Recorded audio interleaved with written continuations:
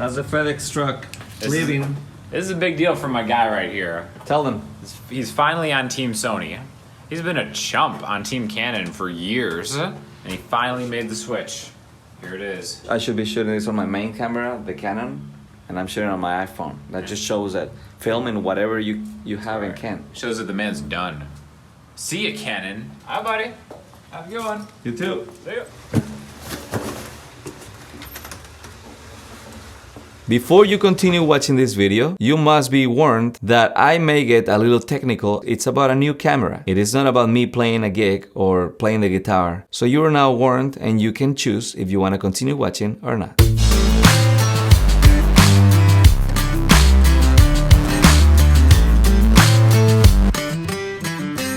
What's up, guys? In the life of a YouTuber, I mean, I don't like to be called that YouTuber. I'm famous for other reasons, actually in the web. But I got my wife here in the office, that's why I can look at her and see if she's laughing at my jokes. In the life of a content creator, it's very important to have a good camera. And I've had this Canon camera for a very long time, but I finally got, as you saw, my new camera right here. And I'm gonna get my trusty Benchmade Mini Adamas knife. To unbox this, let's carefully, calculated, open this box. My wife is excited because she's a photographer. She wants to see what is this Sony camera everybody's talking about.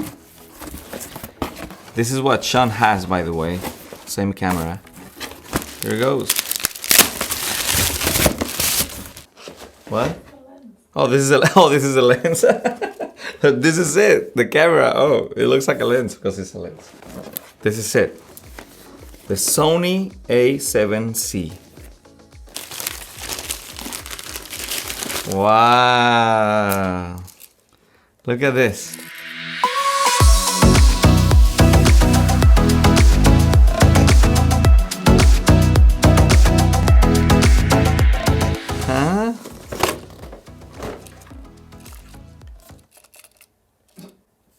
Feels like something is loose. Huh. I'm not sure why it is that it feels like that, but anyways. So this is the camera. Let's see what's inside the box. You got the manual, charger, strap, battery, a cord to plug it in. So we're definitely gonna need the battery. Hopefully it comes semi-charged so I can turn it on. I imagine it goes right here.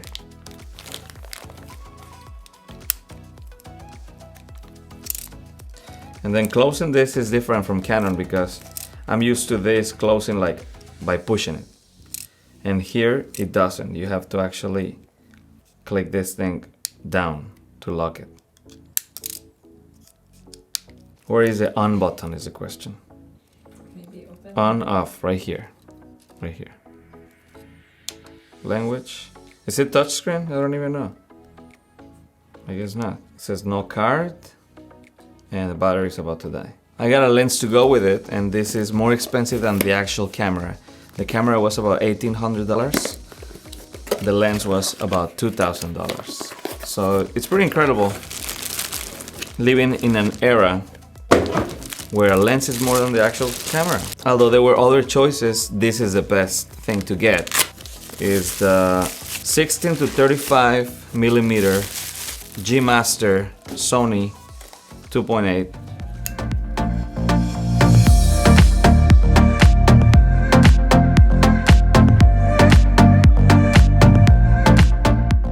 It feels definitely way smaller and lighter than my main camera that I'm recording with right now. This has 4K and it has slow motion, 120 frames per second.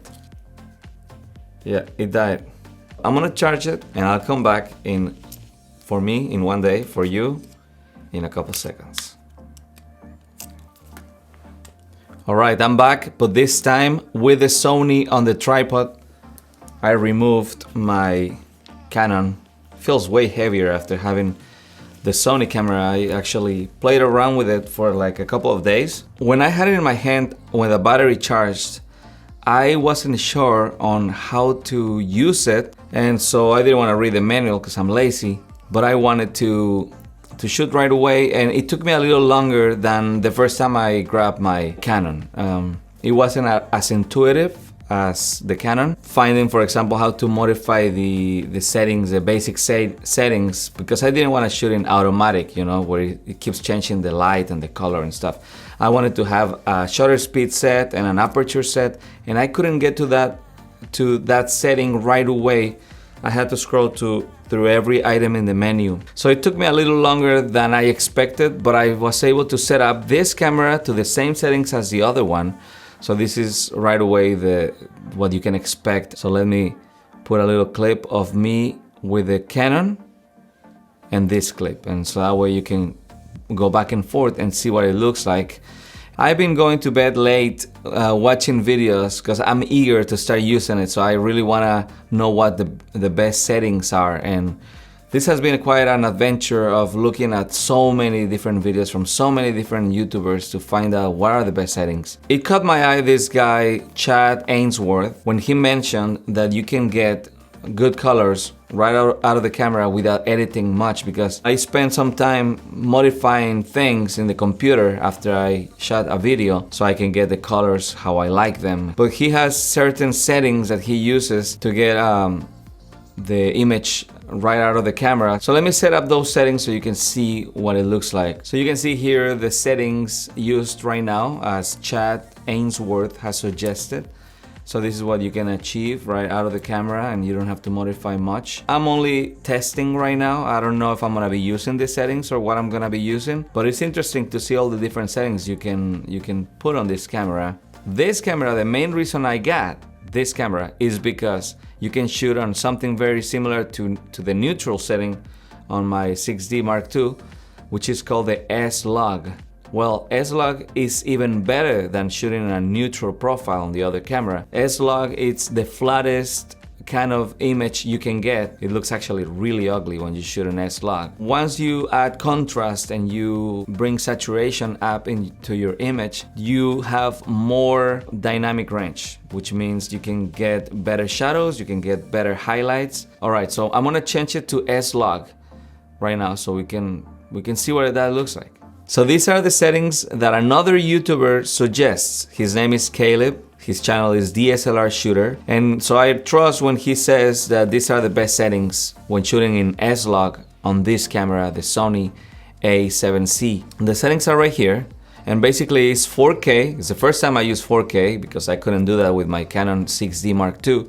So I'm shooting at 4K now with S-Log. He suggests to use these settings right here so that way your colors look very natural. And so I'm still getting used to shooting in this mode. This is what it looks like, just like out of the camera, and this is what it looks like after I apply some effects. Briefly, I want to also mention my first impressions on this camera. That rattling I was talking about at the beginning of this video is supposed to be normal. It has to do with the IBIS system, the stabilization in the camera, and when it's off, it's disengaged, and that's why it feels loose. A couple things on this lens compared to my other lens. I'm trying to get used to it. One of the things right away is when this camera is on the tripod, just by going like this, I can right away see if I'm at 16 millimeters or if I'm at like 20 millimeters. I can see right away from far away. With the shape of this other lens, it takes a little more effort to see what millimeter I'm shooting at. Not that I need that so much, but I like to quickly see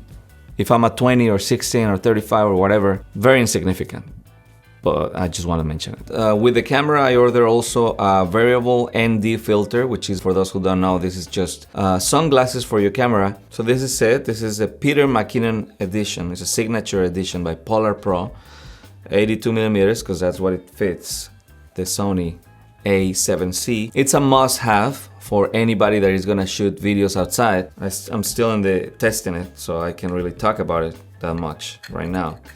But at least I like the way it comes packed, you know, like you can like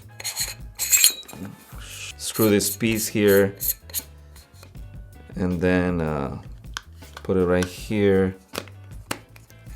and it's like protected. So anyways, guys, this was my unboxing and first impressions on my brand new Sony camera. Have a good day, and thanks for subscribing.